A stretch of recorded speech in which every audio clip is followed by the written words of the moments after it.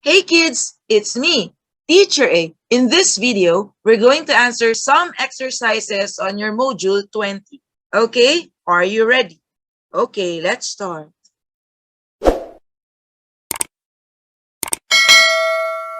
Okay, so to be able to answer all the activities here, we will be using two tables. Okay, so this is the first table. Okay, the table of rules of inference. Okay, so here are some valid argument forms. Okay? So we have the propositional form. Ito naman yung standard form. Okay? So, bali ang gagawin natin dito, okay, merong given na argument and then isusulat natin into its propositional form. Okay? And then, hahanapin natin kung anong rules of inference ang ipinapakita dun sa given argument. Okay? The other table na gagamitin natin ay ito. Okay? Common fallacies naman. Ito naman yung mga invalid argument forms. So, pwede rin na kapag sinulat natin yung given argument into its propositional form, so pipili lang tayo dito, pwede rin ang ma-obtain natin ay isang fallacy. Okay? Wala doon sa rules of inference, doon sa kaninang table natin. Okay? Yung kasi yung mga valid argument forms. Etong mga nakikita nyo dito, eto naman yung mga invalid argument forms. Okay? Let's start. Okay, so this is our first example. Okay? So this is our argument. Isusulat natin ito into its propositional form. Okay? So let's do that. Okay, so we have here two statements. Okay, I let P be the statement, fruits are sources of vitamins.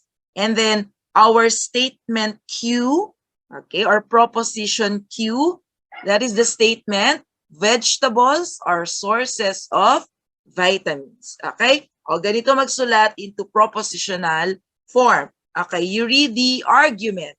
Sabi dito, fruits are sources of vitamins.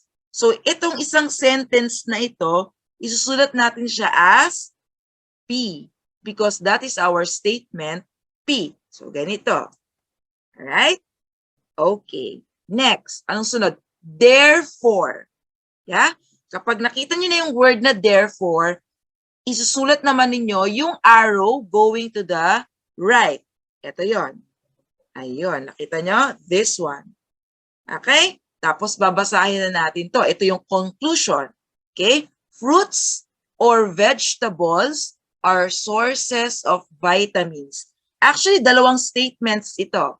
Okay? Ang isang statement, fruits are sources of vitamins. What is the other statement? Vegetables are sources of vitamins. And they are connected by the word or.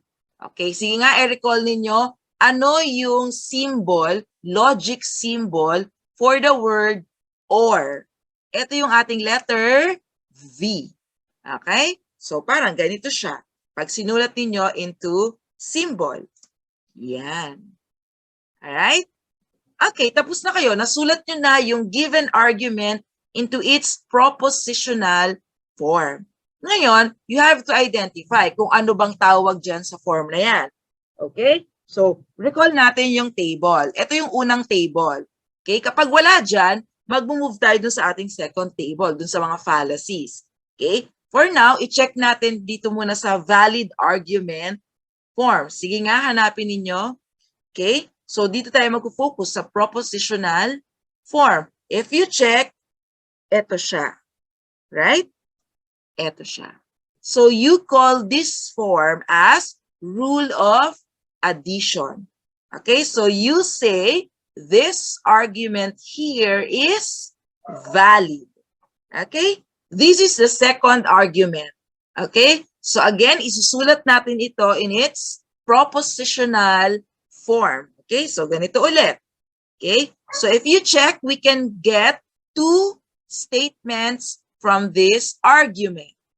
Okay, and what are those statements? Okay, yung statement P, the motorcycle does not have gasoline.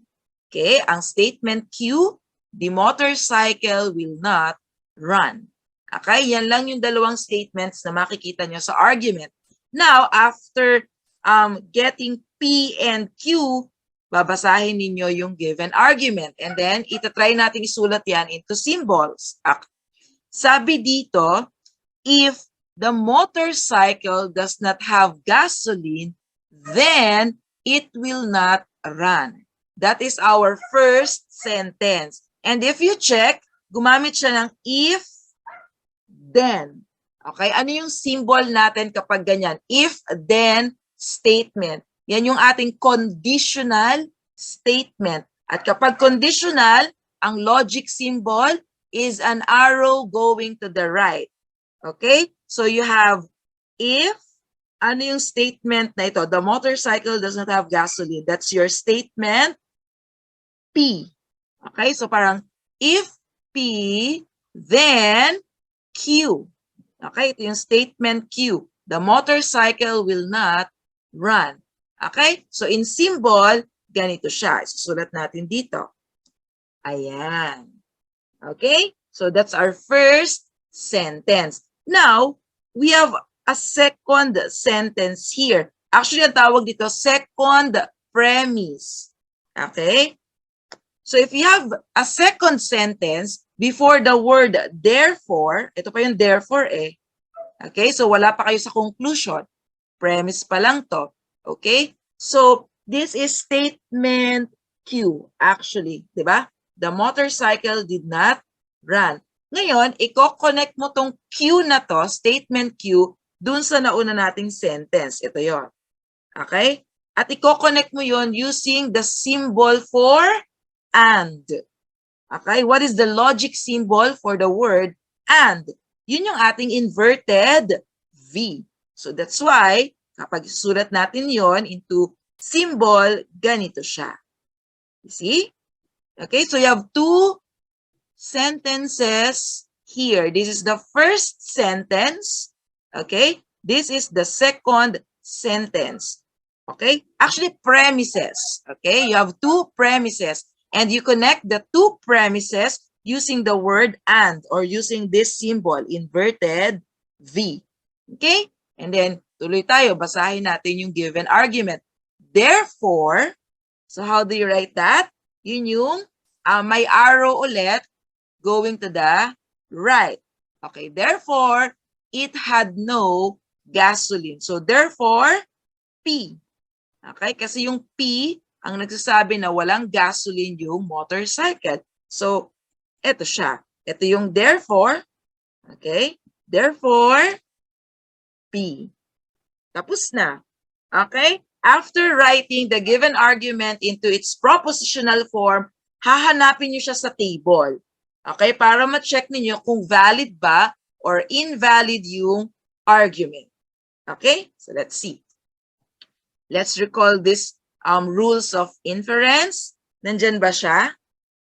Okay, so you look closely. Ito sana, no? Ito yung medyo kamukha niya. Modus ponens. Tingnan nyo, oh. Meron siyang if P, then Q, and yun nga lang P ang nandito. Okay, dito sa nakuha natin, Q. Okay, tapos dito, therefore, P. Dito naman sa modus ponens, therefore, Q. So, nag-switch yung P and Q dito. Okay, so hindi ito ang hinahanap natin. Okay, so hanap kayo. Kapag wala dito, mag-move kayo dun sa sunod na table. Dito naman sa common fallacies. Okay, and if you check, I think nandito siya. Okay, nakita nyo na? Ito siya, oh. Yeah? Okay. So, ang form na nakuha natin pala ay fallacy of the converse. And this one is an invalid argument form. Alright? Okay, let's have more.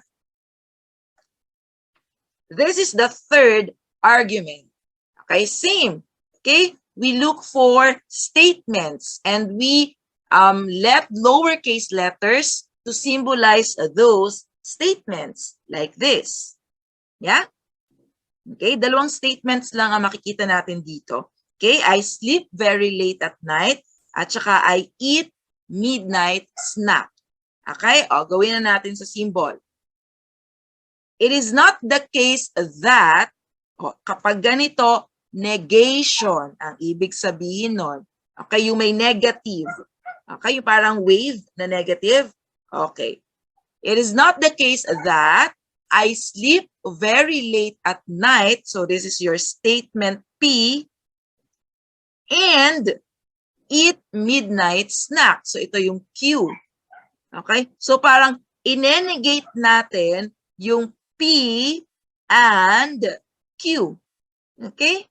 So that is how we write the given premise or the given sentence in its symbol form. Ito yun. Okay? Ito yung first sentence natin. And then, going back to this example, merong second sentence or second premise. Okay? Bago itong conclusion. Yeah? Okay. So, i-connect natin itong second premise using the word and, yung inverted V. Okay? So, and, ito, I did not sleep very late at night. So, ibig sabihin, in-negate itong statement P. Yeah? So, that's why you have and, not P. Ganon. Okay? And then we have therefore. Ano yung symbol for therefore? Ito. Ayan, an arrow. Okay, therefore, I ate a midnight snack. So, therefore, Q. Ganun lang. You see, it's very easy. And then, balik ulit kayo sa table. Nandyan ba siya? Ito siya. Denying a conjunct. Yeah? Okay, so you say, this example or this argument is invalid kasi table ng common fallacies in logic ang ginamit natin at doon natin siya nakita. Okay, hindi ko na ni-recall yung isa, rules of inference. Okay, kasi alam kong wala doon, so eto na yon. Alright? Okay, let's have the fourth example. This one. Ganun pa rin. Okay, maghanap ng statements, tapos gumamit ng mga small letters, usually P and Q, okay, to denote those statements. Okay, like this. Okay, statement P, I will have a party on my birthday. Statement Q, I will plant a tree on my birthday. After that, balik kayo sa given argument. Okay, our goal here is to be able to write the given argument into its propositional form. Okay, yung first sentence muna. Okay, sabi sa first sentence, on my birthday, I plan to have a party or to plant a tree. Okay, so ibig sabihin, dalawang statements ang meron dito at kinonect siya using the word or. How are you going to write it into symbol? You have P or Q, like this. So, punta kayo dito, ganito ang itsura niya. Okay? Tapos, you have a second premise or the second sentence. Ito, I did not have a party on my birthday. Yeah? Bago yung conclusion na therefore. Okay, so paano ulit i-connect yung I did not have a party on my birthday? You're going to use the word and. Ang symbol for and, inverted V. Nakabaligtad na V. Okay, so how do you write this into symbol? I did not have a party on my birthday. Negation ng ating statement, P. So parang negative P. So kapag nilagay natin siya dito sa ating propositional form, ganito. Alright? Tapos ang sunod naman na therefore. Ano yung symbol for therefore? Ito yung arrow ulit. Okay, therefore, ito, I planted a tree instead. So that is our statement Q. Okay, so that's why we have a Q here. Ganyan lang. Tapos pupunta kayo dun sa dalawang tables, hahanapin nyo kung ano yung form nito. Okay? So, etong table na to, table of rules of inference. So, I think nandito siya. Okay, hanapin niyo kung nasaan siya dito. Ito yon. Yeah? You check very carefully. And yes. Okay, ang form nito ay ito. Rule of disjunctive syllogism. So you say example number 4 or this argument is valid. Okay? Example number 5. Okay? So ilang statements kaya meron dito? Dalawa din. Okay? So we have statement P, I patronize my country's own products. Statement Q, I prefer eating Filipino delicacies. Okay, tapos babasahin nyo lang. So yung unang sentence, if then statement. Okay, so may arrow kayong gagamitin. Okay, if P, yeah, then Q. Okay, so that is going to be our first premise here, like this. Okay, and then we have a second premise.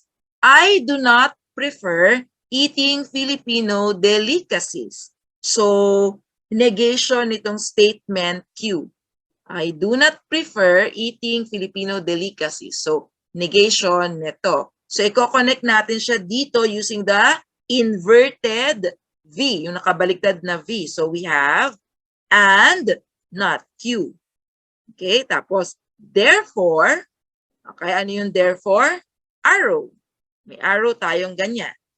Okay, therefore, I do not patronize my country's own products. So, nasan yun? Ito. Negation nito. I do not patronize. Okay? So, we have a not P here. Yeah? Tapos na. Tapos titingnan niyo ulit yung table. Pag hinanap niyo siya dito sa rules of inference, nasaan siya? Ayun. Ito siya. Okay? So, ang form niya, modus tollens. Okay? So, since dito niyo siya nakita sa table of rules of inference, you say, this argument here, itong example number 5 natin, is a valid argument. Okay? So, ibig sabihin, ito ay isang tautology. Alright? Okay. Now, ang sunod nating gagawin, yung mga sunod na examples, okay, babalik na rin natin. May given na mga statements at may given na form. Okay? Ngayon, tayo ang gagawa ng argument. Okay? Ganito siya. Okay. So, you see, meron tayong dalawang statements dito. Okay? Statement P, you are in Lucena City. Statement Q, you can eat delicious chami. Okay? Sabi dito, gamitin daw natin ang fallacy of the inverse. Okay? Kung akong tatanungin, kung propositional form or standard form yung mas madaling gamitin, eto siya. Okay? Standard form ang mas madaling gamitin. Itong unang line, first sentence, okay? Yung second line, this is your second sentence or second premise. Tapos yung last line, ito yung may therefore. Ito yung conclusion. Alright? O, tingnan ninyo. Paano to? Kapag may arrow na ganyan, paano gagawin yan? If P, then Q. So how do you translate that into words? If you are in Lucena City, then you can eat delicious chami. Okay? Yun yung unang sentence natin dito. Okay. Sentence na yun ha.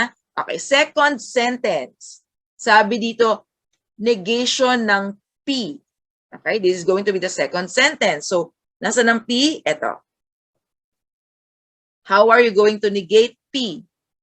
You are not in Lucena City. Period. Okay?